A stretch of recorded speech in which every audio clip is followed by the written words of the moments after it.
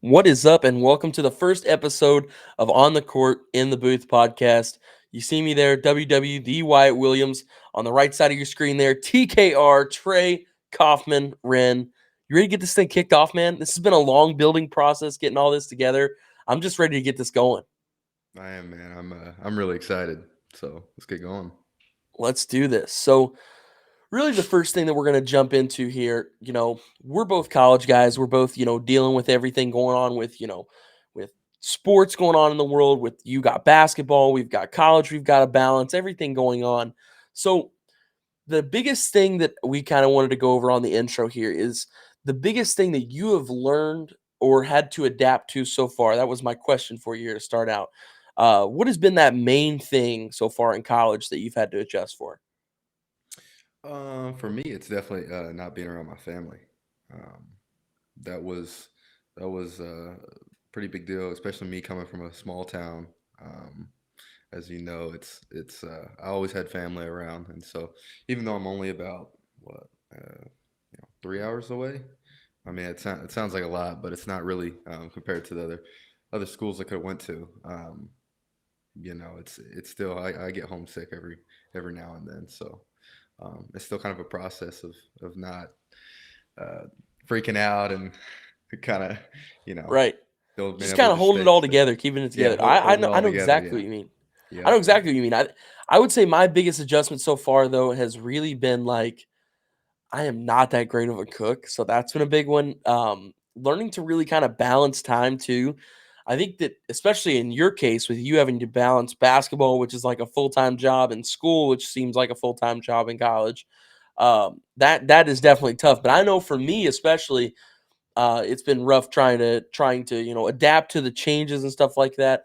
And you mentioned a big one there with homesickness, man. That it sets in. You get about a weekend or so, and it just kind of feels like you're on vacation. That's the best way I could explain it. hmm You're just on vacation for a little bit, and then it kind of hits you like, oh, this is real. So I wanted to ask you, what was that moment that like you had where at least I had a moment where it was real. It hit me all at once, and I was just like, "Wow!" Like I'm really 12 hours away from home. Mom and dad aren't here. My brother is not here. None of my friends are. I'm 12 hours away. What was kind of your moment that you had with that? Yeah. Well, before I answer that, what have you cooked so far, What have I cooked so far? Oh man, or I am have you cooked I am anything? no master chef by any means. I'll start with some of my favorite meals that I can make. The first one is teriyaki chicken. Okay, and what you do is you chop up the chicken, and it's super easy. You just get your chicken seasoning or whatever kind of seasoning you use on your chicken. I use this. I think it's like called Stone Mill garlic and herb seasoning, something like that. And I just sprinkle it on the chicken after I cut it up. Then you mix it all up and then you throw it in the pan. Um, and I put teriyaki sauce in there with it, and it cooks, and it's so good. And it's so easy because you can cook rice in the microwave, instant rice, and just put it on a plate, the bed of rice, put the chicken on top, put the sauce on top of that, and that's dinner, man. That There you go. You're good to go on that one. So that's probably my favorite thing I've made. Um, but of everything I can make, a lot of noodles. Yeah, A I lot make of a lot of noodle noodles, a stuff lot because of it's so noodles, easy. You a just lot of you ramen, boil you, a you lot of boil ramen. noodles, right? A Yeah. lot of ramen, a lot of spaghetti. Just kind of the easier and the faster, the better. That is kind of my motto I'm Mhm. sticking to Mhm. here Mhm. with the cooking because I'm not that great of a cook. I mean, let's put the cat out of the bag here. What Yeah. what about you? What are you cooking? Because you live in an apartment with a couple of guys. Who's kind of the main cook? Is there a main cook? What's the cooking situation like? Um, Brian and his girlfriend, I think, are the only people who cook in there, Nice. Do and they cook for all they're you pretty guys, or good. is it like every man for themselves kind of? For what? For For cooking? for like yeah, yeah. Do they cook for all you Uh, guys, or just no, kind of they every cook for man for themselves? all of us. They cook for all of us. So Nice. it's been yeah, it's been great. What's the Um, best thing that Brian and his girlfriend make? um, that's that's too hard. They make a lot of good stuff, man. Ramen. No, I'm just kidding. No, it's not ramen. But the reason I bring that up is because you know Nate Dahlman, right? Yeah, So he was telling me I was getting him on an interview, and he made steak the other day. Made I mean steak, steak. made steak. Man, Yeah, and I was like, I'm not that's gonna lie not to you. something. I mean, I don't think college kids just make steak. No, Like, I'll tell you my story with steak. It's actually kind of funny. I tried making steak, a couple weeks back, and it wasn't good. It wasn't it good. wasn't good.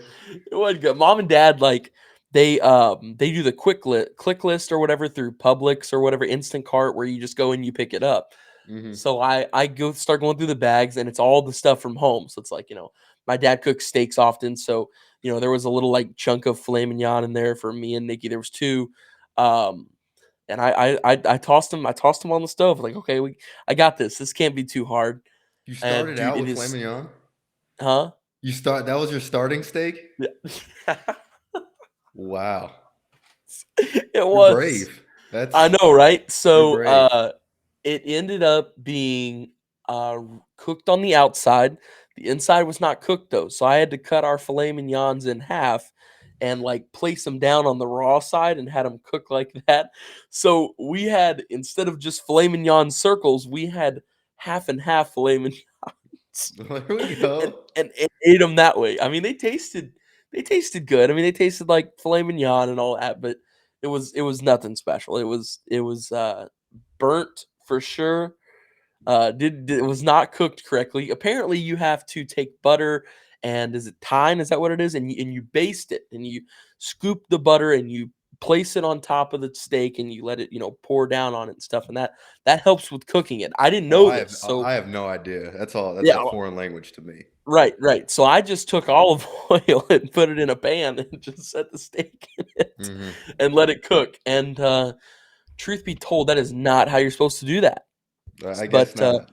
we figured that out. We're moving forward now. We're moving But forward from it. Yeah. right, right. So kind of back back to the question here. What was your like oh crap moment where you just kind of realized that all this was real, that mom wasn't there to help, you know, it was you yourself and you. It was all by yourself. For me, it was Indiana All Stars. Um, as you know, the Indiana, and this was, I mean, this is still obviously during COVID, so we were kind of in, I don't know, we called it a mini bubble. It was like a 2 week bubble, and we were at Marion College, I think. Um, I don't remember. I believe we were at Marion for 2 weeks, and I think it was after one of the practices. We were having like two a days. It was leading up to the 3 games that we played, so we were having like two a days and stuff. Um, and that was my first time that I was in like the dorm rooms, kind of like by yourself. So I remember Right. coming after it was like after practice or something. I came back and I was just like, it's like wow, this is real now. Like it was pretty. It was a pretty tough feeling. Um, Knowing that because I went, like I said, straight from All Stars to Purdue, so there was like no going back from there.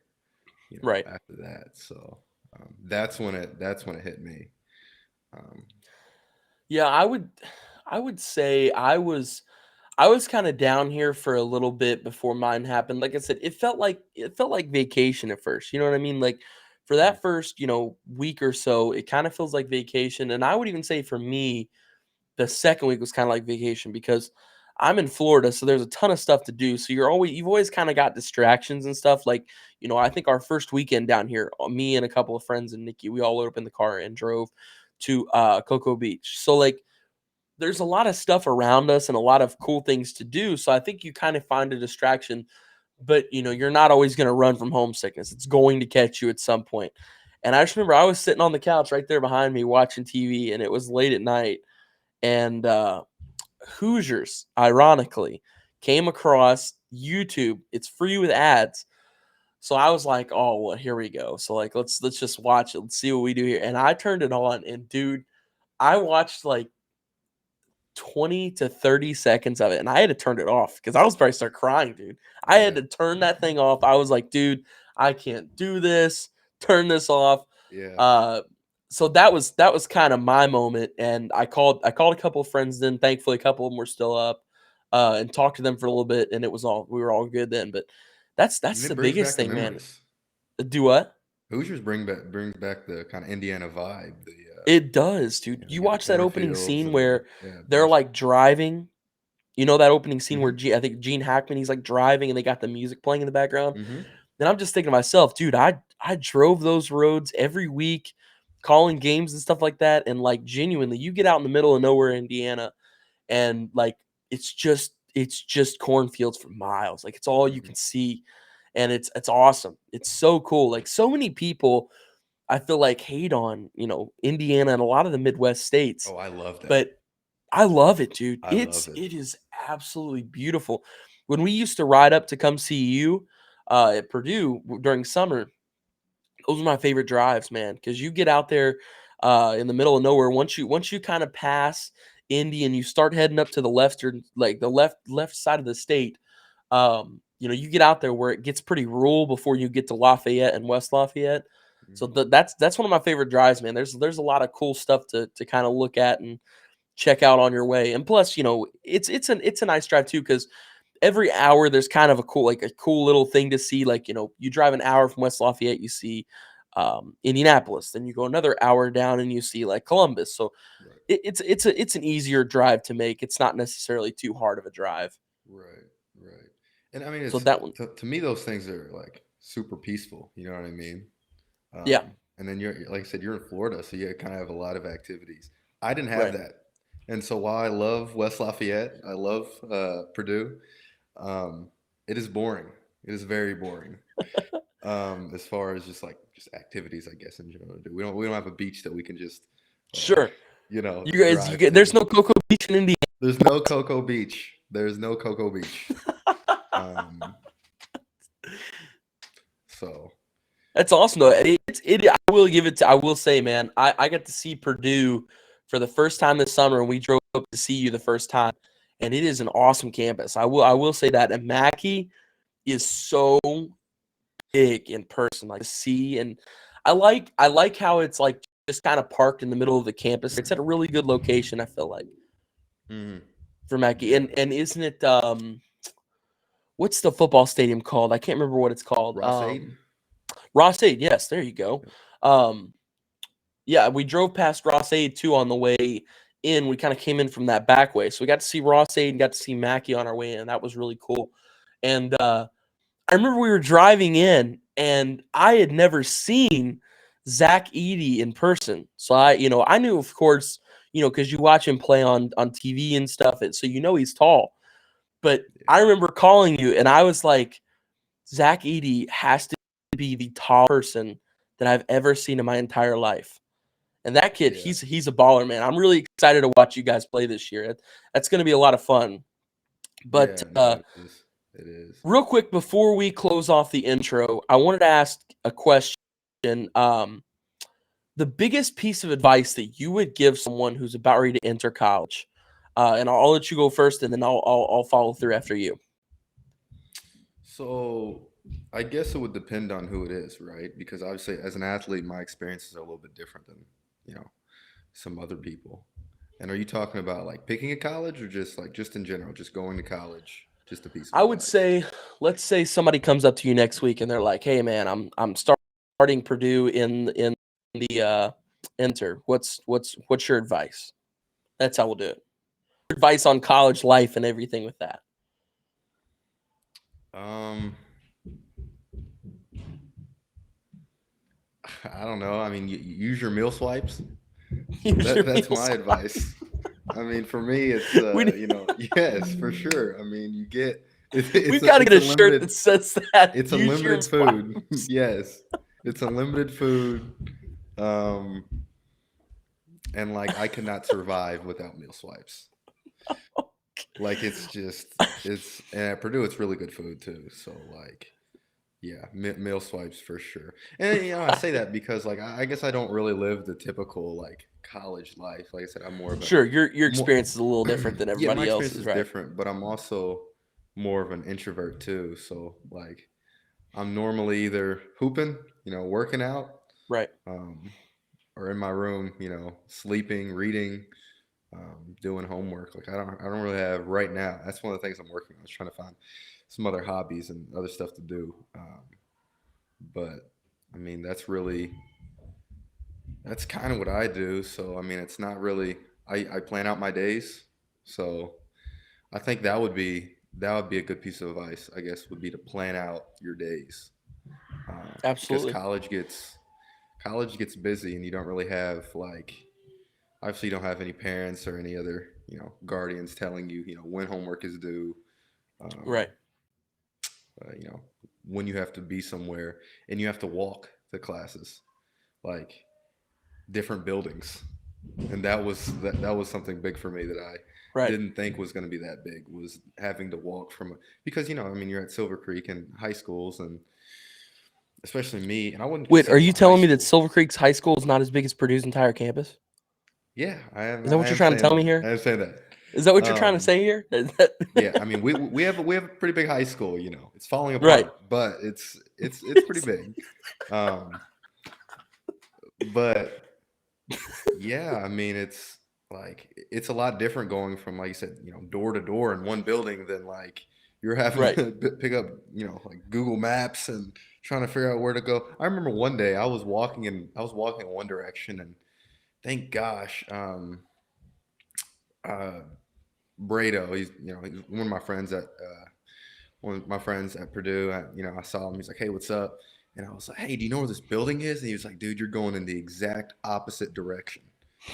And I was You like, could not be headed "Oh more man, incorrectly right now. huh?"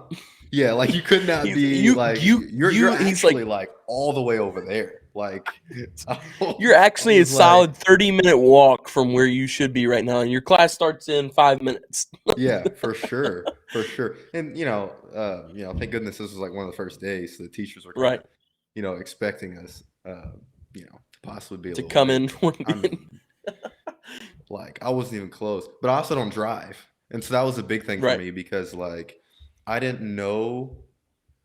I thought the signs that you see, like the street road signs, they go parallel to the street, and they don't. Like, so I thought if you're seeing a sign ahead of you that says the street name, I thought that was the street. Right. I didn't know it was Yeah. perpendicular, so it was the other way. And so that's what I think happened. I was like following that, and I was like, oh, yeah, I was not in the right spot. Oh, that's great, man. That's man. At Full Sail, it's kind of the same way with they've got four separate buildings here. It's not quite as big as Purdue's campus, but building four is like tucked away and Do they hidden call it that? behind I have to building ask. Do they three. call it that? Building four? Yeah, So they call it it's building built. one, two, three, and four? Yes, That's yes. And they awesome. got rooms A, B, C, D, E, F, and G, I think, in each. And then in those separate wings of each building, buildings are massive, but in those separate buildings, there are wings, and Mm, then there's like classroom numbers for each wing. But yeah, they do. They just call it building one, two, three, and four. That's it. That's it's okay. it's not nothing fancy. Just get straight to the point. No, it's fine. But building four is like tucked away behind building three. So my first classes were in building four, and I could not find that building to save my life, man. I could not find it. I was driving everywhere, and finally, I see this nice old lady standing in the parking lot, and I'm like, "Oh, okay, maybe she'll know." So I walk up, and I'm like, "Hey, ma'am, I'm looking for building four," and she points at the Wendy's, like right next to the school, and I'm looking, and I'm like, "Okay." And so, just kind of walking back to my car, and she's like, "Yeah, around behind these and behind the building." So sure enough, I drive straight for like 30 feet, take a left, drive about 100 feet, and take a left again, and it's right there. This massive building just sitting there, and I'm just like, "Oh, okay, well, it was here." But everybody's told me, they're like, "Go to the Wendy's. It's next to the Wendy's." I'm like, "No, that's building three."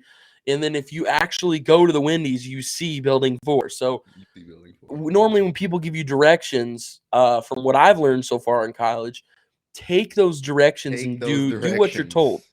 Right. Yeah. Right. Do what you're told, because if you don't, then you're going to end up getting lost. So Yeah, that's the because then you best have thing. But nothing. Right. Then you have right, nothing. exactly, exactly. So my biggest piece of advice before for someone about to enter college, three big things here. I would say stay talking to loved ones on the phone. That's a really big one. Homesickness is going to set in. It's unavoidable. It's going to happen. Um, the second thing is keep grinding even when it's tough. There are times, I don't know if you've had to, I'm sure you've had to deal with this up to this point where, it's Sunday and you've got three papers due Sunday night and you've got, something else happening that day.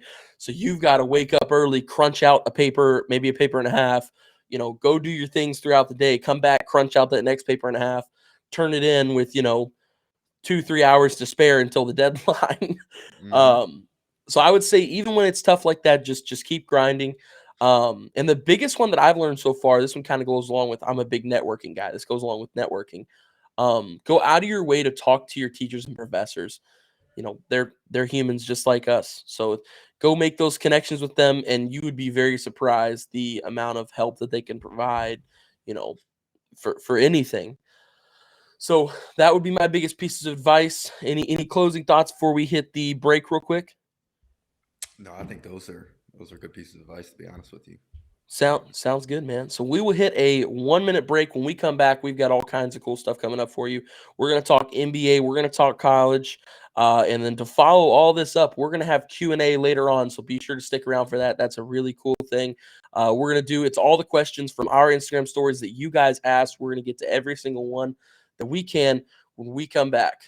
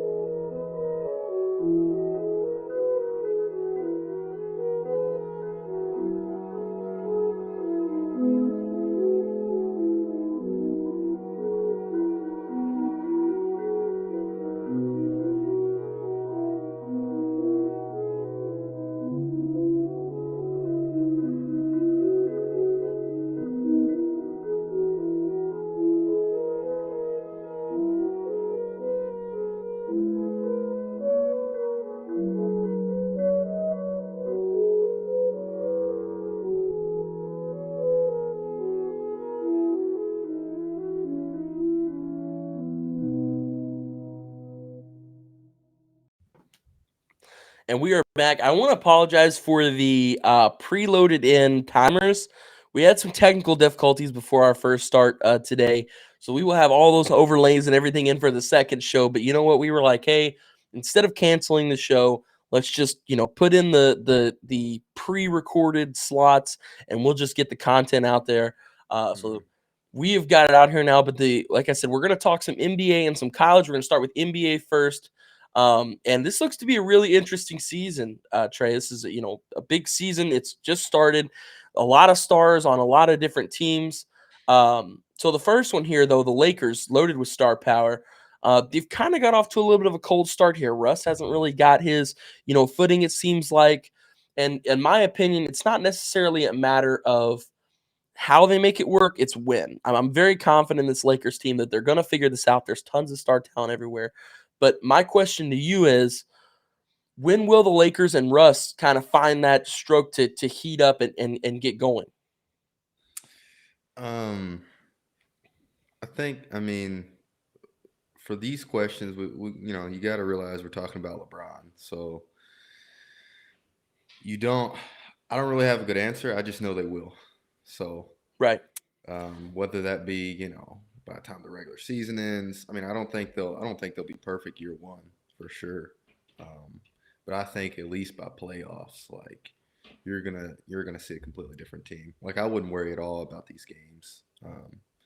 To start the regular season. To be completely honest with you, it doesn't matter how they look. I just know with the talent that they have on their roster, like when you get guys that are that talented and have been around that long, because they have an older team as well, like you'll figure it out.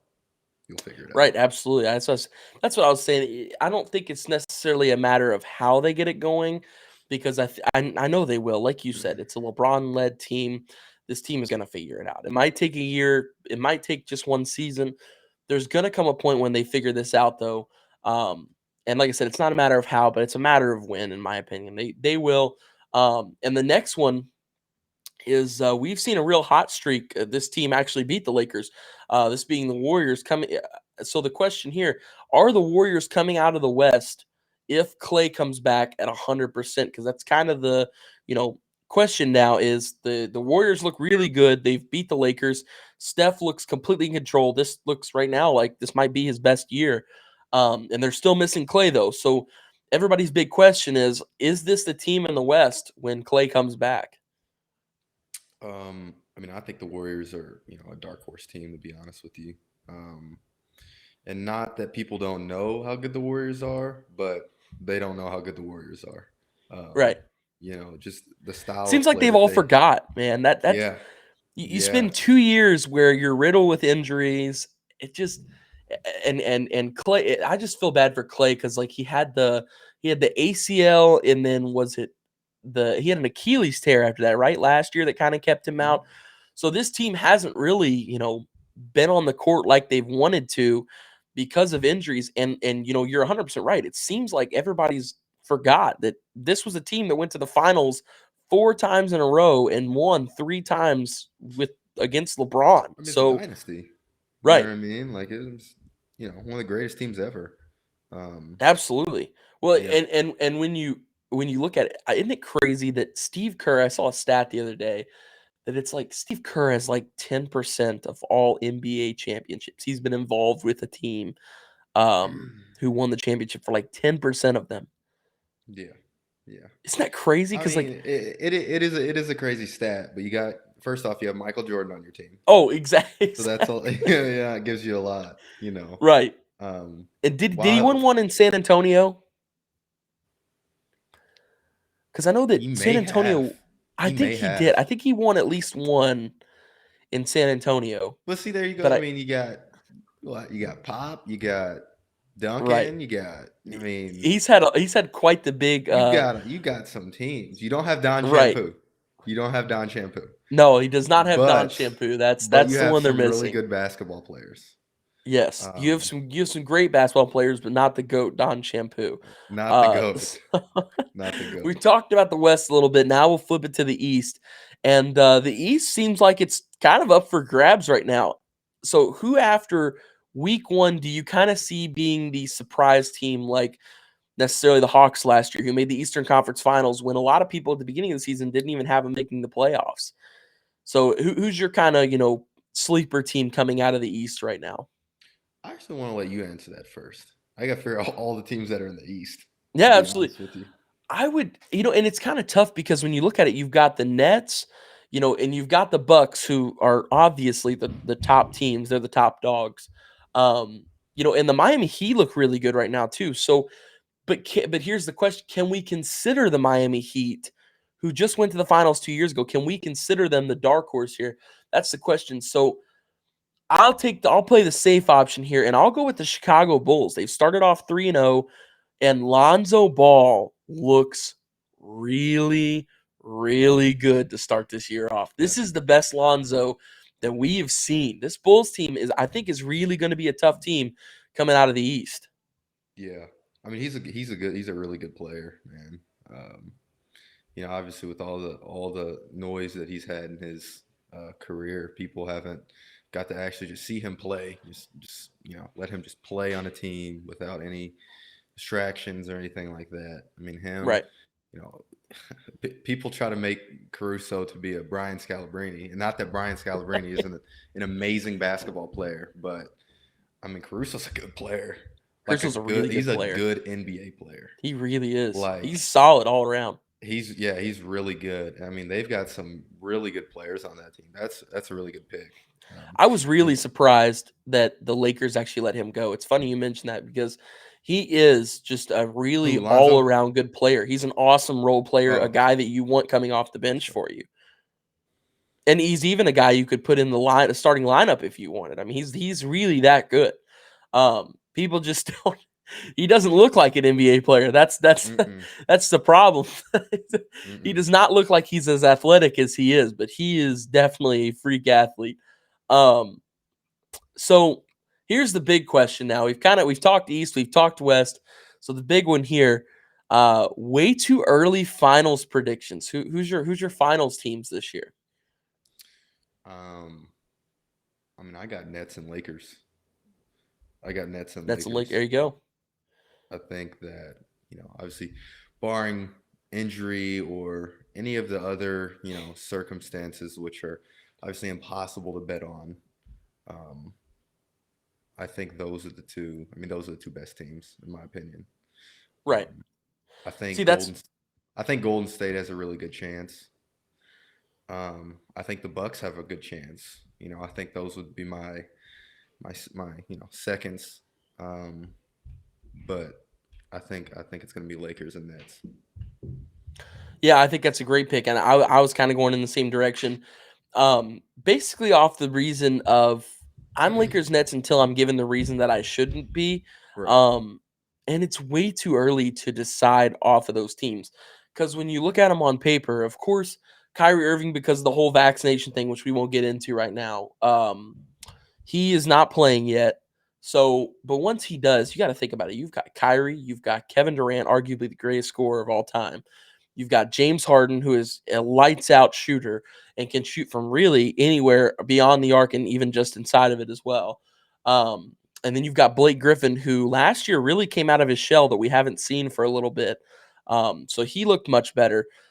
So there's just a lot of really, big star power on that Nets team. And then when you look at the Lakers, it's even more so. You've got LeBron, you've got, all kinds of guys. AD, Dwight Howard, there's there and Mm-hmm. Russell Westbrook, there is Carmelo Anthony, there's guys everywhere all over the floor for that team. So that's that I'm kind of going in the same direction. I think as of right now, there's not really another team that you can throw in there, until, let's say we get a month in and the Lakers still haven't figured out, then, at that point maybe we look at a team like the Warriors and flip it.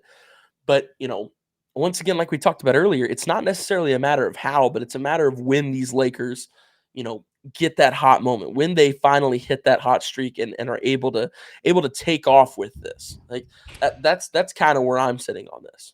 Yeah. And like I said, with the Lakers, they just have so much talent that it's like they'll figure it out. Golden State, man. I mean, when Clay gets back, you still have. I mean, Jordan Poole's really made an improvement Yeah. over the offseason. And I mean, they're looking, like I said, they're looking really good too. So they just play such a modern style of basketball that, you know, I mean, you can't really count them out of any game that you play. You can't count Right. them out just because of their shot Right. making. Well, and that's Um, what you mentioned. They play such a modern game of basketball. They're essentially not essentially, they are the team who started this whole 3-point revolution where you've got the high scoring games now in the NBA where everybody leans on the three ball. right. And they were And to essentially the me, ones that's who why. I started mean, that. you asked for a sleeper team in the East, um, and I'm thinking just of the dark horse teams in the league, why Atlanta was so good. Like I knew they were going to beat the Knicks. I knew they were going to beat the Knicks because Yeah. they play such a different type of basketball. The Knicks are more um, old school, which is really good. I mean, they're one of the best defensive teams in the league. But when you Right. saw the way Atlanta was, the amount of shooters that they had, and Trey Young was absolutely amazing towards the end of the year. Right. But how they lean so heavily on the three ball, like to me you could tell that they were going to make a good run. So I'm gonna put them in it again. To be honest with you, I just think when it comes down to it, the way that you build a team, Atlanta has a good shot at making a run. Now they're not going to make the finals. Um, Not the they aren't gonna finals they, team for they, you? they aren't going to make the finals in my opinion. But I think they will. They're another kind of sleeper team. Sure, sure, absolutely. There's a lot of teams coming out of the East there. It's a really balanced, thing right now at the East. But we're gonna flip to college hoops now. and it's set for a big time takeoff here coming up, and you are going to be a part of that. So my big thing for you, there's a lot of preseason rankings and there's a lot of projections for Purdue right now, and this goes with all teams, of course. And I think the question that I wanted to ask you to pick your brain about here is how many players and coaches actually look at the rankings and projections and stuff like that, or do they not? Do they look, at certain times of the year, or is it just kind of a, you stay away from that kind of thing? I think it depends, player from player. Um, but I think it's almost impossible. Like you'll find out, right? It doesn't matter who you are, Right, you'll find out. Just being a part of like a program, you'll find out what people have to say. Like I said, the way that social media has kind of infiltrated the world, right, it, you're gonna find out. But I mean, me personally, I try to really stay away from a lot of the stuff that's online, just because you kind of want to have your own, non-biased opinion on the, you know, on the team and how everything's going. And obviously, as a freshman, like this is my only college team that I've been a part of.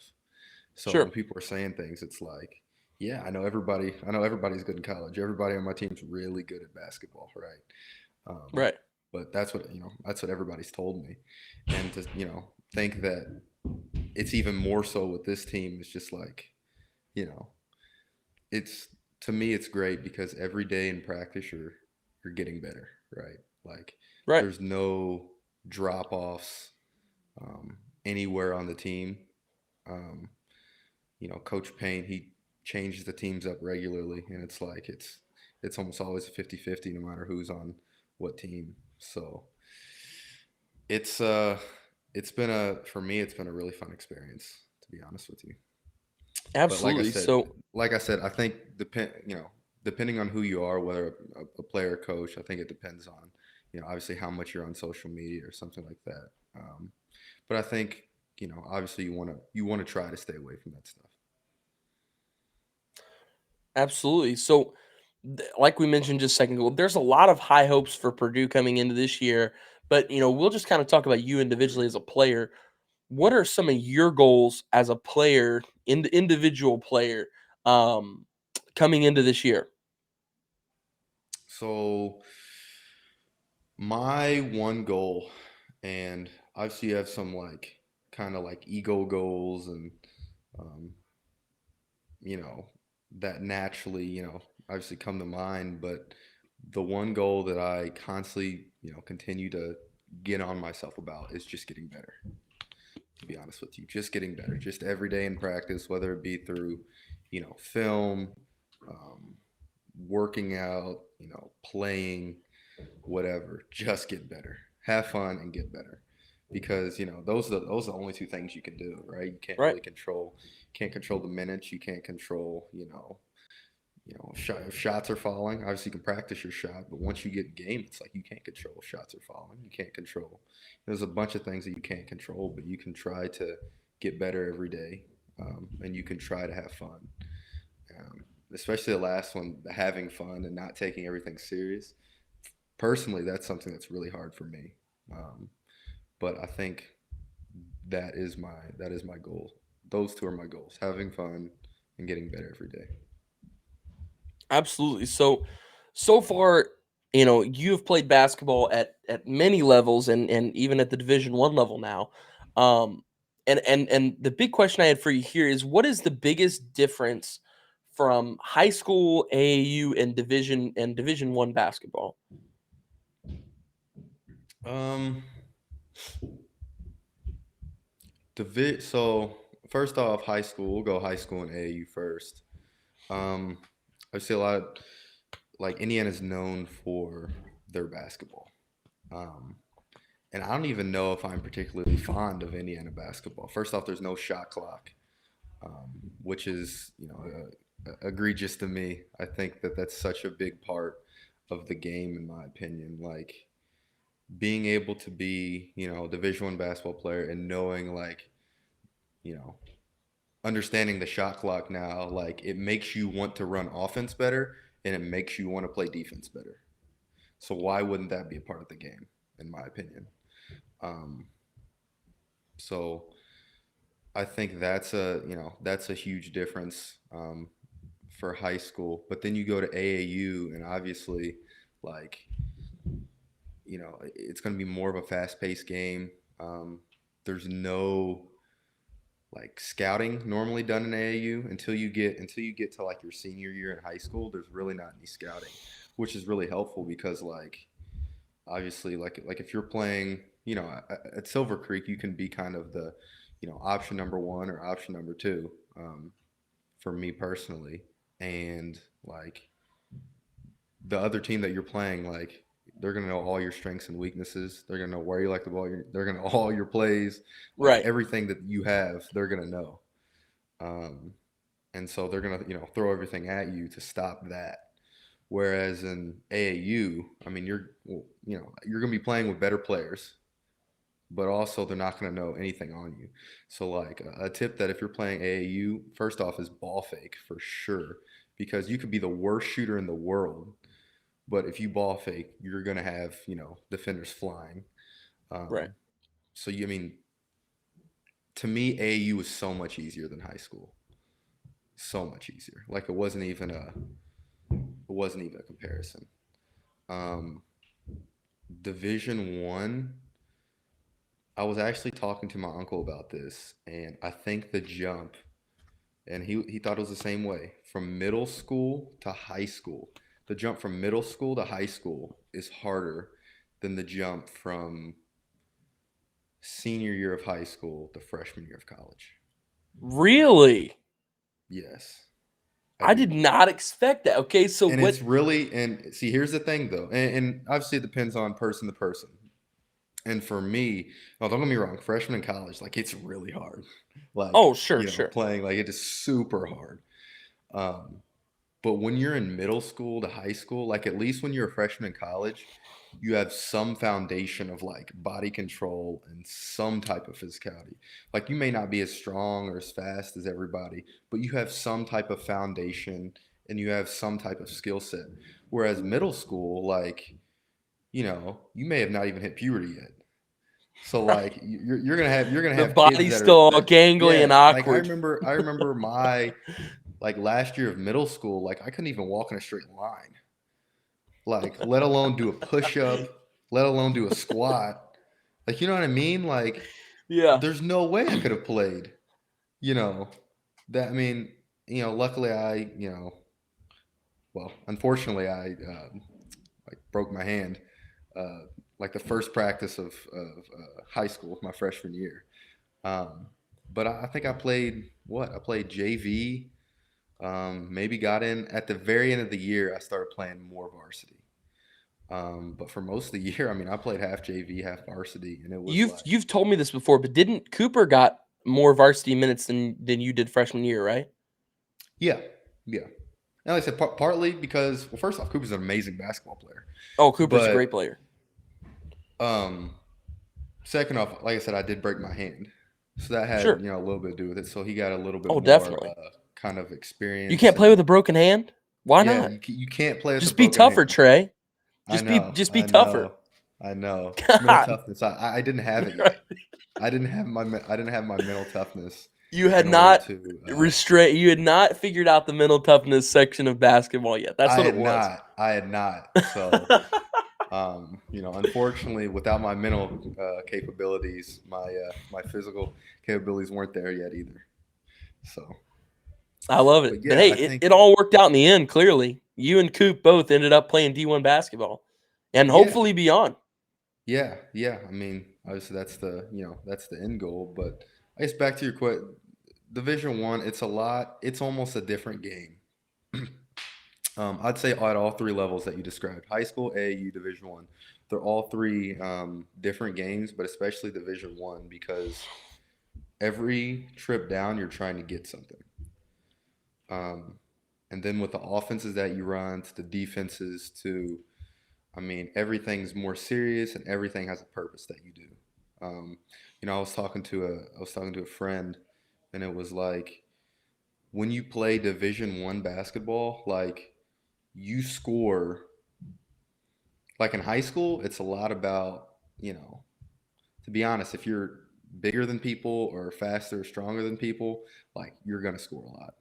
Whether it be just easy, putbacks, layups, steals, but also like you can work on individual moves and get by somebody and score. In college, it's a lot more of the mental game. And I know we always joke on the mental toughness aspect, Right. but no, I'm talking about like knowing when to cut, Right. timing when to post up, knowing when to backscreen somebody and pop out, or knowing when to do certain things on the court, but also not being too, you know, like strict and regimented, and knowing it's just a lot of timing stuff. And so for me, like, and I'm guessing, a lot of freshmen are this way, is the timing. Like, you're either going too slow or too fast at all times as a freshman. And so me Right. right now, it's like it's too slow. Like I'm going too slow. I know what to do, but it's just too slow, right? And so, hopefully, obviously, like I said, as I get, more experience with the stuff we're running and basketball in general, hopefully that improve. But I think I'm almost glad that I, got the opportunity to play Division 1 basketball because it's such a different game. Like I wouldn't have been able to experience basketball to its, you know, full potential unless I played Division 1 basketball. Like you're Right. missing that section. So as a basketball fan, like you want to have as much, information because that's how much I am passionate about a game. Like I would have been missing that when I would have no idea. Right. So our final question for you here before we hit a break real quick, and we'll do a 30-second break, and then we'll jump right into Q&A. Um, would you rather hit a game winner, like a game-winning shot over a rival, or would you rather block a game winner in the tournament? And by tournament, you mean the March Madness, right? Yes, yes. So would you rather block or no? Would you rather hit a game winner in a big rival game, or would you rather block a game winner shot in the tournament? For me, definitely the tournament. Definitely the tournament in March Madness because I mean that's what you want to get to. The rivals to me like don't really matter. Like I've never really had like a rival. And maybe it's different, like I said, because I'm a freshman in college. So obviously rivals at this level are, I would say, even bigger than the NBA rivals. Um, so I think me not having experienced that may have a little bit to do with it, but I don't know that March Madness, being able to make a game-winning block in March Madness, like and That being would be able to crazy. advance to the next round, like Dude, that'd be that'd a be life. nuts. That would be Yeah, nuts. yeah. So we're gonna head to a 30-second break real quick, and when we come back, we are gonna have Q&A. All those questions that you guys had, we saved them. We're about ready to get them going here. We're gonna answer all the questions before we end off the show. So we'll be back in 30 seconds.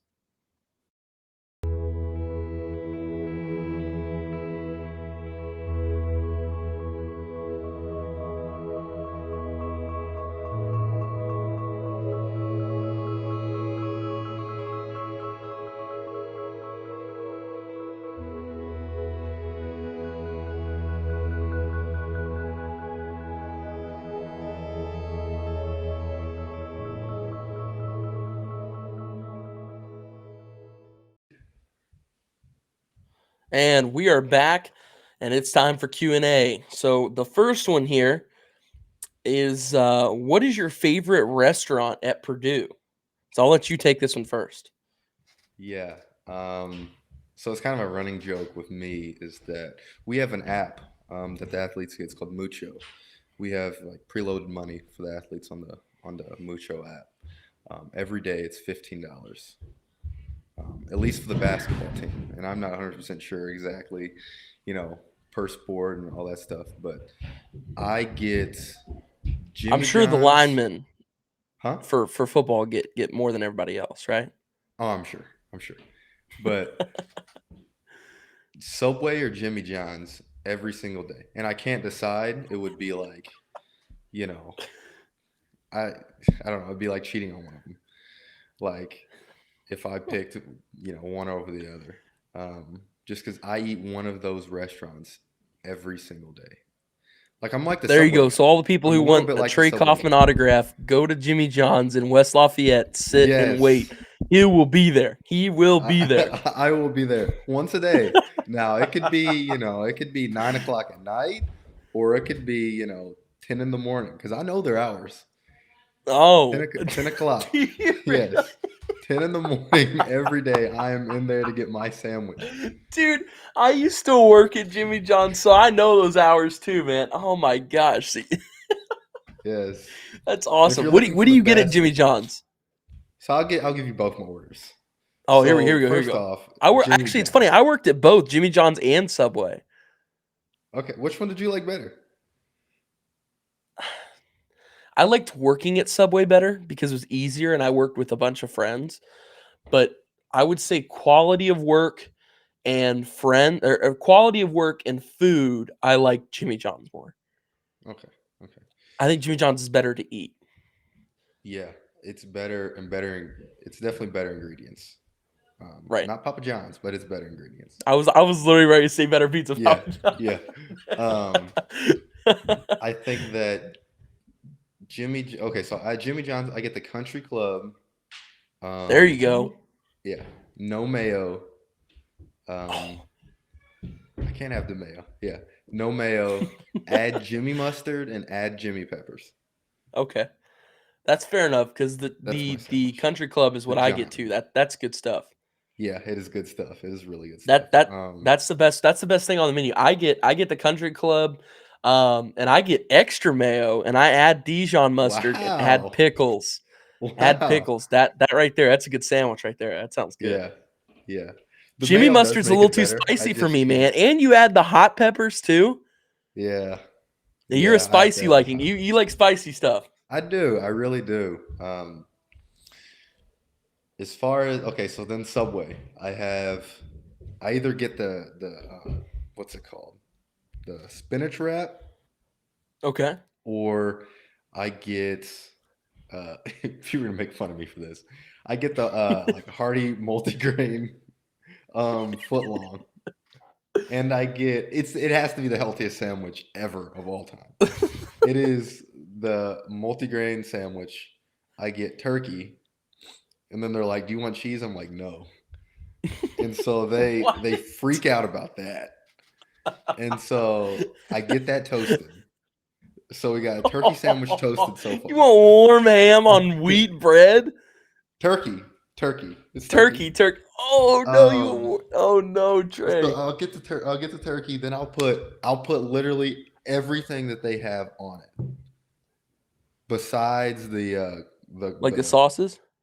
no, none of the I was sauces. about to say, I I don't was get like, So I get all of like the tomato, like the black vet. You get all the olives, my veggies. Okay. pickles. I get the Oh, jalapenos, the olives, banana peppers. banana peppers are Um, good. dude, I get everything, literally everything. I Um, love it. and then I get no sauce. And the no sauce, man. The That's no got to be a sauce. dry sandwich, right? Well, I don't know. All the vegetables probably That's what I'm saying. like the You get okay, the vegetable juice and the right. The like the vegetable juice I banana feel like could peppers and the carry on that. pickles yes, yes. You Okay. get All right. everything, I and it I is a will great. I will I'll accept it. There you go. I'll take that. um, what's your favorite? Jimmy John's or Subway? I can't tell you. I'm telling you. Uh oh, you can't do It's it. it's too hard. It depends on the day. For a while, I couldn't do either, just because I ate it so much that I couldn't like. I don't know how that Subway guy did it every day. Like he had to get either a different sandwich or something. But I mean, there's been days where I've had both of them for every meal of the day, at least a couple times. Oh my gosh, Yeah, yeah. so much subs. So that's a lot of um, subs. right. So the next question here, and I believe this one's going to me. How long have you been a Packers fan? Let's see. Let me get the. Got to maneuver it up slowly. Oh, hit my camera. There we go. Look at that. Got my Packers mini helmet that stays on my desk right here. Cheesehead. I have been cheese. There you go. I have been a Packers fan since first grade.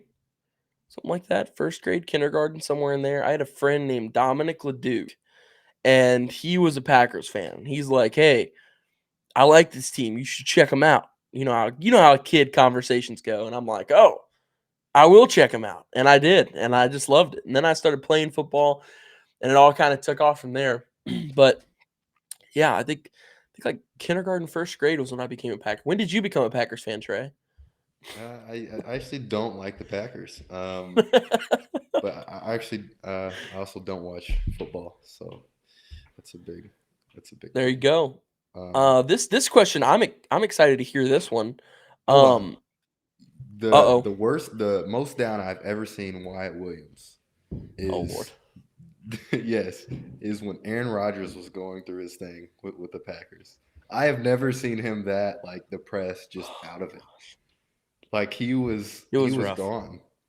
It was bad. It was bad. It was really bad. There were days, man. We were in Fort Lauderdale on vacation, and I saw that he had changed his contract where he would leave at the end of the year. And I like looked over, like everybody got the notification on ESPN on their phone, and everybody in the room looked dead at me immediately. And I was just looking around, and I was like, I just like put Yeah, my head down. yeah, It yeah, ruined it ruined my day. It didn't matter what we did that day in Fort Lauderdale, Florida. It did not matter. We were on vacation, none of that. Aaron was leaving the Packers, and that just destroyed me. So yeah, that was a rough day. That was a really rough one. Um, that's the most. I love that. That's the most down you've yeah, seen. yeah. As Uh, you can see, Wyatt here, is never never down about anything, fellas. right. I've never experienced any sadness. Actually, no, no. There's actually Uh, no sadness that he's ever had. so this question, I'm really excited to hear you answer. Um, who are you most excited to play in college? Most excited to play. We'll say like team or player, however you choose to answer it. I'll leave it up to you. Um, I don't know. I really don't know. I'm excited to play Indiana just because it is kind of the rival. So I want to be in that atmosphere. Like that just seems like Right. a lot of fun. Um, but I'm to be honest with you, I'm excited to play and like however far we go in the tournament or the Big Ten championship, we can get there. Like You I'm guys just excited to play in big games. To be honest with you you, guys whatever, open it doesn't up. really matter at the school. Just as long as it's a really big game. You guys open up, I believe, against Bellarmine, right? Yeah. So Yes. you get to I this actually is have a few kind of cool. friends You that get to are on. play. Yeah. What are you gonna say? That's Yeah, awesome. You I get have a to few play. friends that are on Bellarmine. So That's super Aiden's cool. on So you there. get to Aiden start Nutt's out. on there. Yeah. Is there a kid from Jeff that's on Bellarmine? Yeah. Jalen Fairman. Jalen Fairman, yes, he's also on Yeah. Bellarmine. So there's a couple Fairman. kids. I used to go to a Bellarmine basketball camp when I was a child. Nice. Um, so yeah, You it get was you like a got two kind of home e games. You start out against Bellarmine, which is right in Louisville, which is close to where you grew up in Southern Indiana, and then you play Indiana State's your second game. That's where your uncle played. So hmm you've got kind of a homecoming situation to start out the college basketball career. for sure. Yeah, no, I'm excited. I'm definitely really That is excited. that's awesome, man. But next question here, and this was sent in by Blake Beams. I'll add. Should I go to Full Sail? Sure, man. It's a great school. I really like it down here. It's awesome. And I'd assume that Blake is studying sportscasting. It's a great program. So, yeah, absolutely. 100% recommend Full Sail. Building one, two, Trey, three, you and should go to four. Full Sail too. Start a Full Sail basketball team. Me? Yes, I should. Yes, I should. So, why would you mind sharing the reason that you told me that you went to Full Sail? What is your reason? Oh gosh. Oh man. Because Is it everybody is it asks me what why I go to Purdue, and I've answered probably a million times the that the one question. biggest reason? And it's actually funny. It's biggest reason I would say is Besides that, they have a good broadcasting program. right, right, right. I was sitting in my high school classroom, This was like a month, or this was about a month before school ended, and I still hadn't decided yet. I was still kind of on the fence about things. Um, and I was talking to my teacher, Mr. Dench, really good person. You've met Mr. Dench too, but I was talking with him, and we were talking about what all we have to do at Full Sail and all that, and I was telling him about how they've got limited to no English classes, they've got limited to no math and science classes, so I don't really have to take any of those hard classes like chemistry and all that stuff. And he gave me some of the best advice I've ever been given in my entire life, and that is sometimes in life you have to be smart enough to know that you're stupid. And I'm like, "Oh, what does that mean?" And he tells me, he's like, "Well, you got to be smart enough to know that you're stupid because you're stupid at math and science and you suck at it. So you don't want to take it. So then go to Full Sail. Don't take it." And I'm like, "That is the best advice I have ever been given." So Dude, that's actually such there great. you go. It's It it's it's is. actually it's such great advice because I mean it's the same thing with me and like I've always heard like outsource the things that you don't want to do, right? Right. Don't I mean you only have, it sounds cheesy, but you only have a certain amount of time in life. And so like why would you spend it doing stuff you don't want to do? Right. You know what I mean? No, And it's so 100% that's right. I mean that's kind of I mean obviously you have to make some sacrifices to do what you want to do, sure. But, if you don't have to do something, like why would you do it? Like that doesn't make sense to Right. me. And so, I think that's a perfectly fine, you know. Maybe it's because you weren't mentally tough enough, Wyatt. Maybe that's what it That was. is that is a possibility now. I'll give you that. That could have That's a that could have been it possibility. also. I But mean, that it makes sense that I wasn't mentally tough enough to take on, everything classes coming that you with, didn't want to do. math and science classes. So Yeah. maybe the mental toughness just isn't there. That might be the That's issue what we it have is. here. That's what class you need That, to take. that's Yeah. mental toughness 101. Yeah. So the next question we're gonna get to here. Do you have my This book is a really still? interesting one too. Do what? Do you have my book still? Yes. Okay. Just You making need it sure. back? Have you read it yet? No, I don't need it No, back. I have not. Honestly, you need I've it. Like actually you need the book. right. Yeah. That's true. No, actually, right now I'm reading Yearbook by Seth Rogen.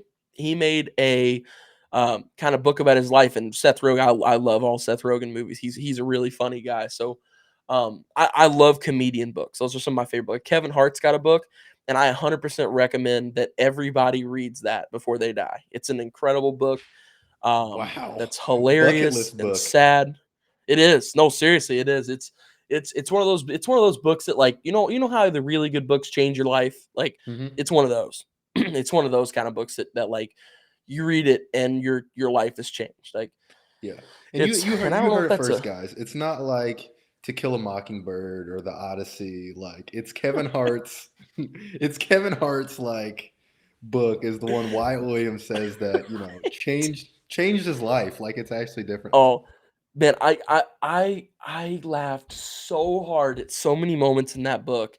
And there are so many, like, it's so up and down. Like, he takes you through his life journey of being a comedian and how he got to where he is. So, of course, anytime you're chasing your dreams, there's going to be up and down moments. You're going to have those Mhm. up moments that are awesome, and you're going to have those down moments that suck. So he kind of talks about both, but my favorite, I'll share a really quick story, and then we'll get back to Q&A. He tells this story about his dad coming home, and his dad would always leave at like weeks at a time. And he said his dad came home this one time, and he brought a dog, and he loved this dog. It was his favorite dog. Like, it was so cool that he got a dog finally. He always wanted one. And he was playing with it in the living room floor, and he heard someone beating on their door. So he goes over and he answers it with the dog in his hands, and they yell at him, "You stole my dog." So Wow. come to find out, the dad stole this dog, and they had to rip it out of Kevin's hands while he was a little kid that just got this brand new puppy. Wow. It's Wow. the way I can't do justice to the story. The way he tells it, I'm telling you, you've got to read it. It's so funny. There's some really really funny moments. But back to Q&A here. The next question, and this one's really interesting too. I'm excited to hear you answer this. Um, What do you listen to before a game? What's in the old AirPods while you're jogging around the court So we actually pregame? have, as a Purdue student, you get an app on your phone. It's called Calm. I know LeBron James like does like he's really big with. I think he has a sponsorship kind of agreement with them. Um, but it's just a kind of like a meditation app. But it also has like like calming music, or just music for different situations, like kind of a music to kind of get you up in the morning, or a music to kind of bring your happiness up, or other things. So I have been using that a lot. So I just put in my AirPod, um, earphones, and put some calm music on, and listen to that a lot. Um, as an athlete, you listen to a lot of uh, well, there's just a lot of hip hop, especially around basketball. There's a lot Right. of that type of Well, music. basketball is such a big part of hip hop's culture too. Right, right. They both And kind of feed into each other. yeah, yeah.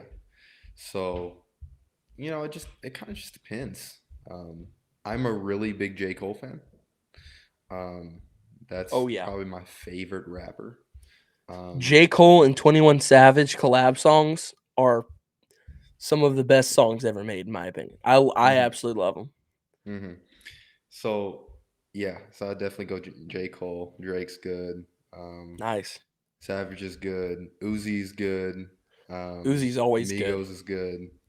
Yeah. Um, What who else about would I what fuck about? with? There was a big debate here recently. What about Certified Lover Boy and Donda? Which one did you think was better? Oh, definitely Certified Lover Boy for I sure. kind of think the same thing. I've kind For of gone back sure. and forth on it, but I think in the end, CLB has so many more like hit songs on It it. is I so think I many think that more. just all around, It is so many it's more. just I better. Yeah, yeah. I mean, and Donda was an album that like it was made for a specific kind of audience and group.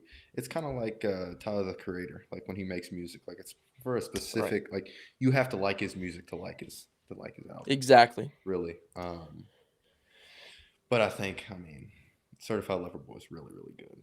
So It was really good. I was very like Fair Trade and all those songs. There's some really really good ones. There's some really underrated songs on that album as well. But so we've talked. What do you listen to before a game? Here we go. What is your favorite high school basketball memory?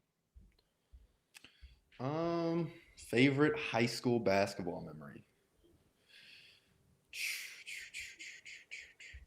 By the way, guys, we did a run. We did a like we always have a rundown before, and Wyatt asked me some of the questions before, um, but I did not think of any of the answers. So this is like coming off the dome right now, Right off the dome.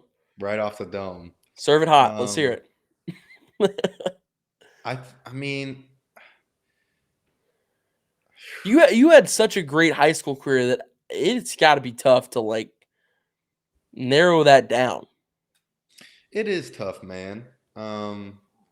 Sophomore year was really fun, man. I think that was the most fun I've had, to be honest with you, even over senior year, because senior year there was just so many, with even still with COVID, and like there's just so many extra variables that went on.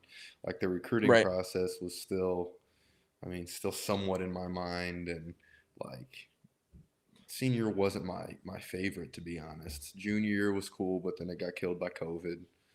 Right. Um, but sophomore year was kind of that year when it was like prime high school, right? And at Sure. that point, I still wasn't like the number. I may have been. I think I was a second leading scorer on the team, which like I don't. I mean, scoring obviously doesn't mean Well, it's it's because just those one thing. frosted tips. That's what it was. That's what it was. That's what it was. But like I wasn't really like I don't I don't know. Like I wasn't really like that guy yet, Right. on the team where I was, The guy had that to you kind of. developed into, especially junior year, for me getting to watch it from a broadcast standpoint, junior year really was a big time with with athletically. You looked like you kind of developed into your body a little more, like you seemed more comfortable in your body. because I'm not 6'8", 6'9", 6'10" like you, so I didn't have to deal with like adjusting to the gangliness and adjusting to the awkwardness of height and adding all that stuff. So, seeing you kind of go through those progressions and, eventually get comfortable, it was really cool to see from, especially from my standpoint of getting to call the games and stuff, because you could just see every game that I called for you, especially I called a lot of your games junior year and I called a lot senior year, but especially junior year.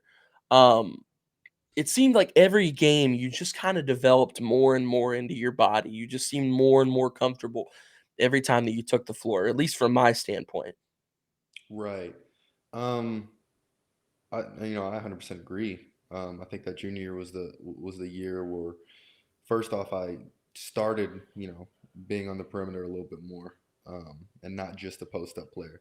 Like the only time Right. I got the ball sophomore year was when I was in the post, and junior year was the finally one of the times where I started bringing the ball up sometimes, or just handling a little bit on the perimeter. And then senior year, obviously, I did that a lot more as well. Um, but yeah, like Senior I mean, we year was we could have cool. that we could have that conversation like forever. And as far as like people are always like, man, if I was 6'8", if I was 6'9", well, it doesn't work like that because like you're not as mobile, you're not as fast, you're not as Oh, sure. like it just doesn't the weight distribution. It's just different. Like if Allen Iverson was 6'9", he'd be the best ever. Well, it's different because he wouldn't be as quick as he was. Like it's just Right. physically, it's not the same. That's what Right. makes like Kevin Durant, like LeBron, like that's what makes them like obviously top 10 greatest players of all time because Right. just how unique their body is. It's just different. Like like Well, you it's were like talking when you were you're talking when about you're Zach that tall. earlier. Like what makes him so special, in my opinion. Obviously, I mean he's 7'5", but the fact that he can move the way that he does at 7'5" Right. is really special. Is really special. It definitely changes things. And our final question for Q&A before we head it off. We've actually run our show a little over here. I just noticed We that. So you have. guys get a little bit of a treat today, a little free show. And this was kind of one we discussed before to get ready for. And do you want me to start or you start? But it's what are your favorite Wyatt and Trey moments?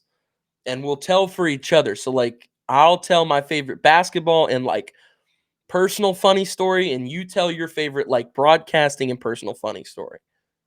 You want me to go first, or you got this? Um, I'll go. I'll go first. Um, Broadcasting moment was when the girls were doing. I say girls are in high school when it was the girls were going on their state championship run.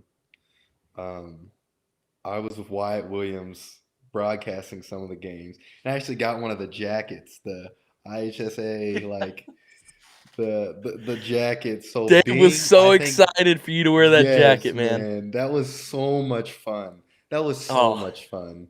that Just going was up with Wyatt and just watching like their games and like watching them, try to figure out how to, I mean the second team in school history to win a state championship, but I mean, I don't know if they'd made it out of regionals before. So they went, obviously they won regional, then semi-state, then state, and it's like, obviously it's an amazing accomplishment, but it was just a really cool experience to be part of that, right. but also to do it with something with Wyatt Williams. Um, Right. Personal story, I mean, there's a lot. I mean, we could talk about the time we reunited at Jeff. That Um, was cool, man. That's a funny story. I still tell that one often.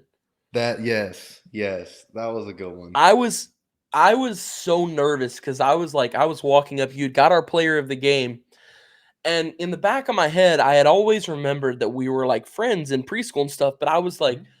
I'm not gonna say anything. I was like, he's gonna think I'm so weird if I walk up and I'm like, hey man, remember whenever we were friends back in preschool? Like, so I was very skittish of it. I was like, I'm not gonna say anything. I'm just gonna walk up, just just be cool, ask for to get your information so I could make you our player of the game and do the social media graphics and stuff for it. And I walked up and I was like, hey, I'm Wyatt Williams with the IHSA. You're like, question. is your middle name Roosevelt? And I was just Mm-hmm. like, Yep. yes, yes. Yep. It's And Wyatt it took Williams. that was the moment. It skyrocketed from there. It was over there. Yeah. Yep. That's I mean that's the story. I mean he and it was great because I had a good game at Jeff um, You had a that day. Or was it New crazy Albany? game at Jeff, huh? No, it was Jeff. It was Jeff. It was Jeff. Um, It was. yeah, and so I mean then like after the game like play You really guys well. won by 1 point too in that. Yeah, we won by 1 point. Like it was a good 71 to game in 70. I general, remember and it it. was like I said, it was before COVID, so like the gym was Right. packed. Everyone was there. Like it was Sold it so much out. Sold fun. out Jeff's 4,000 or yeah, 4,000 seater. Yeah, like and so yeah, just seeing after the game, just meeting.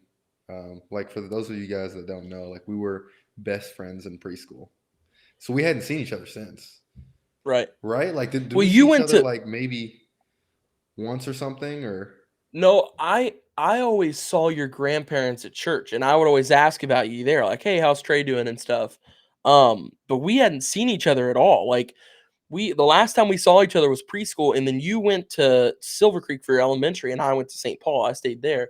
And that was it. We just, we went to different schools, and at that time we were little kids, so we didn't have phones or anything. So there's no way to really stay connected. Um, and time had just ran its course. Time had gone on, and then that was junior year of high school, right? Yeah, junior year, and you were playing.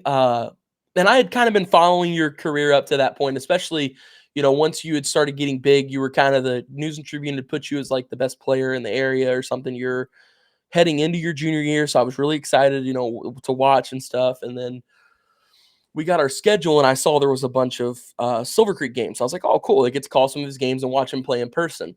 And I had already called one of your games before that, but it was your season opener, and Cooper got player of the game for that because he had like 35 points or something that game. And me and Cooper had always, stayed connected and stuff because we went to not only preschool but elementary together and stuff. So when we separated, we were in like sixth grade or something. So me and Cooper had always kind of known each other. And I went up to Cooper. This was, I think you guys were playing Salem, and I was like, hey, how you doing, all this stuff. And we started talking, and I was just sitting there, and I was like, so what's Trey like? Like, I've never seen him play. I haven't seen it. I haven't seen this yet. So what should I be expecting? From a broadcasting standpoint. And he was like, oh, dude, he was like, he's the best player on the court. Like, and it's not close. Anytime you watch him play, he's the best player on the court. He's the best player to play with, and all this stuff. And he was really high regarding of you. So I thought that was really cool. But he ended up getting the player of the game. So after the game, I went up and talked to him, and that was a week after you guys played Jeff, and you got the player of the game. So that's whenever I got to talk to you. But yeah, that was a cool moment too, because I was kind of just talking to Coop, and I asked him, like, what should I expect, and he had the utmost respect for you and stuff, just really cool stuff to say. And yeah, Coop's such a good guy. But my favorite, we'll flip to my favorite Trey moment on the court and as a friend. That's tough, especially on the court, because I've got to call some really cool moments in your career, and I've got to be there. I don't know. I think the biggest one that comes to mind is Seymour, your senior year, with all the stuff that was going on. You were getting literally like every time you run into the lane, you would get just beat. Like they were grabbing you and slinging you to the ground and stuff. And at one point, you had to leave the game, didn't you? Because you had like blood on your shorts or something, right?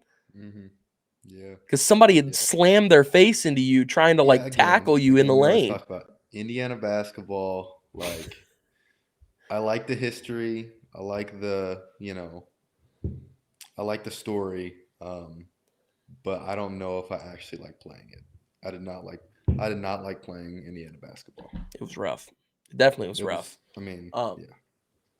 but that was cool to in that game to see you power through, and you still had like 30 something, 31 points, something like that, and you had just got beaten the entire time. They were just dragging you to the floor every time you took a shot. It seemed like every shot after the shot, you would go to the free throw line every single time because they were just slamming you on the ground time and time again. That was a cool memory for me to see you power through that. But also, man, there was a moment I think you were playing Salem, and I've still got the replay on my phone of me calling it. And you got a steal or something, and you came up the court, and you jumped from like almost the free throw line, just inside of it, and just came up and jammed it. That was a really cool moment too. And I think that was the first game that I called for you was watching that. So that's probably my two favorite in-person moments. Or man, there's so many. There's so many. Even you winning state, that was cool too. Getting to go up there and watch you guys play and everything. And just seeing the smile on not just yours but everybody else's faces after that game. That was really cool. And to see you, like, especially when right after the game, you and your brother had a little moment where you guys were, waving at each other and stuff and smiling. And that was really cool to me. Um, I would say that's probably my favorite basketball moments. But as a friend, trying to come up with a good story on this one, man, favorite memory as a friend, I would say, okay, we'll go way back to preschool. Uh, we were playing. We had do you remember the little UK hoop that was it Miss Annie had? Was that what it Miss was? Annie. Miss Yes, Annie. Wow. yes. And we were playing, and something happened, and you shot the ball or something. And I was behind you trying to block it, and you jumped up and hit my teeth, and it like I hit you. My teeth hit you in the head, and I remember like as a kid, little kid, I started crying, and I look over, and you weren't crying, and I was like, I just hit this guy in the head with my teeth. Like, how is he not crying? That's one.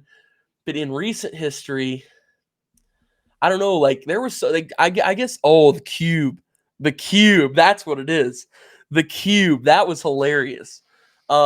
You've got here. You explain the cube. I don't want to explain it wrong.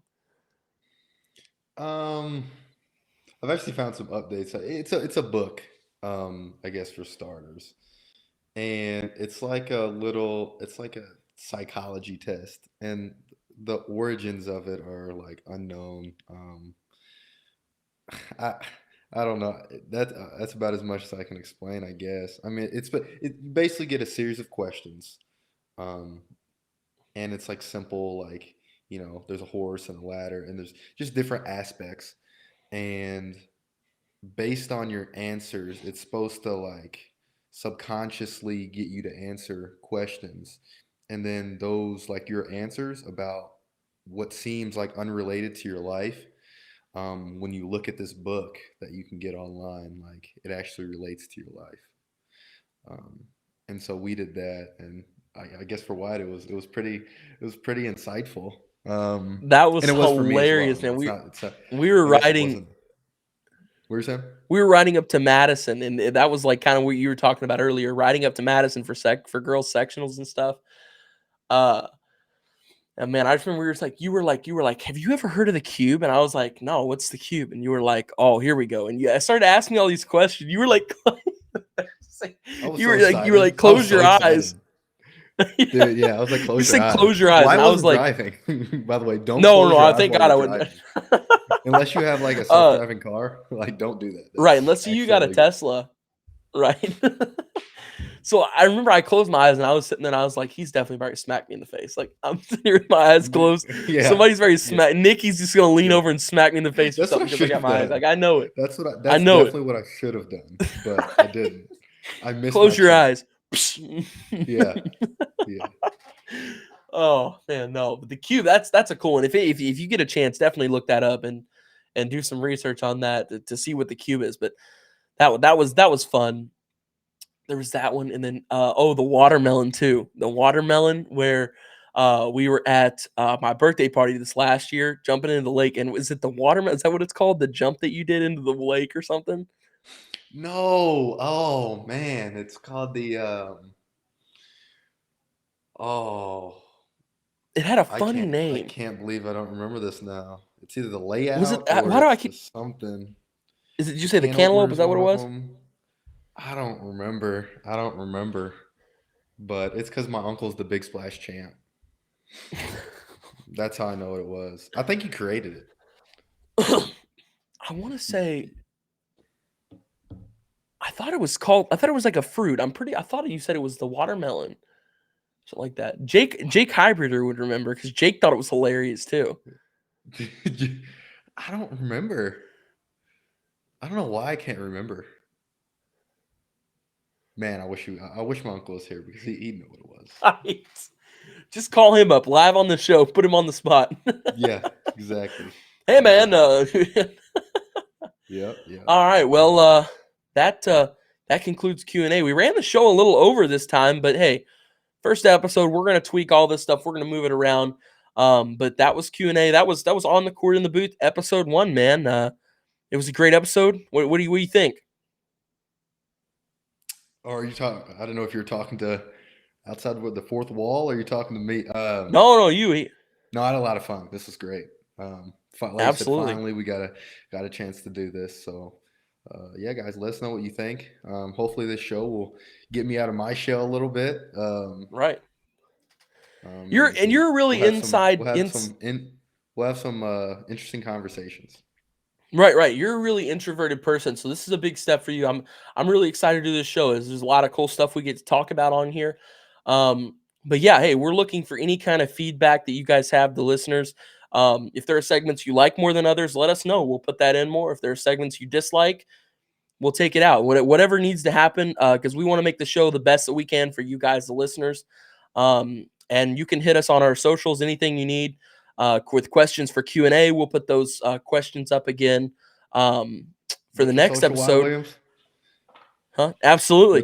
What? But other than that, man, that was episode 1. A lot of fun. No, We what's will your be social? back.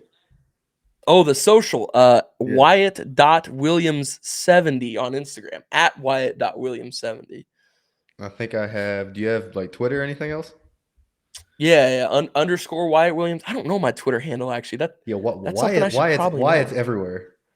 Right, Wyatt is right, everywhere. The right. Wyatt I'm Williams. I'm even on Facebook, dude. I my friend Wow. asked me that the other day. He was like, "You're on Facebook?" I was like, "Yeah." And wow, I was like, I didn't even realize that I'm on everything, I guess. But I am on yeah. Facebook just for the phone games that you get, but that's another story. Um, Perfect. We'll my segue into that Instagram handle next is what? time. Yes, we'll talk about that next time. I think my Instagram handle Be is sure to tune at in next Trey time because we'll underscore talk Ren. about Trey's. Do what? Do you know what my Instagram handle is? At Trey underscore Ren. It's I don't remember off the top of my head. It's here. I'll look it up real quick. We'll get you right on here, Trey. Yeah, It's I think it's what it is. Trey underscore Ren. There you go. Yep, on Instagram. That's the only thing I Boom. have. Trey underscore Ren. How about that? There it is. So, Purdue all basketball right, player. guys. Thanks for joining us. Absolutely. And we will see you next time. And Trey will tell you about his Facebook. Yeah, exactly.